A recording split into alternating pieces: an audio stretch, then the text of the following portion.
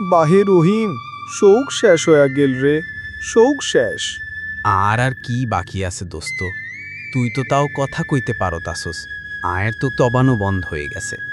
কাল রাইতে ডাকাইত পইরি আর ঘরটারেও ফাঁকা মার বানাইতে গেছে। ব্যাংকের সব টাকা, ঘরের সব জিনিস কিচ্ছু নাই, এককালে ফকির বানাইতে গেছে। তোর তো বাহে খালি দালান থাকি জিনিস গেইছে, আমার তো ঘরের লক্ষ্মীটাই চলি গেইছে। মানে ভাবি কই? আর কইস না বাহে, সে আর নাই। কাল সকালে একখান চিঠি কোনা লেখি থুইয়া বাপের বাড়ি চলি গেইছে, আর ফিরে আসবে না। ঘরখান খা খা করতেছে রে, মানুষ না থাকলে ঘর কি আর ঘর থাকে? বুকটা আমার ফাটি যাওছে। আরও তো ঘর নাই রে দোস্ত, ডাকায়েতরা সব লই গেছে।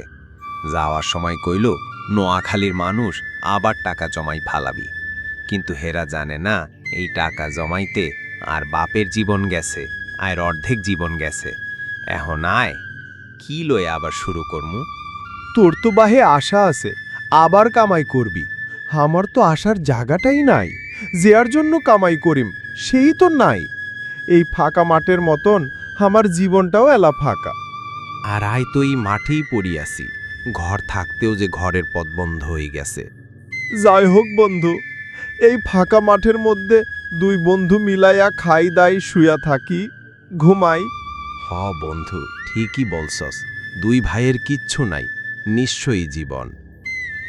নিশ্চয়ই জীবনে বউ আমার সম্বল।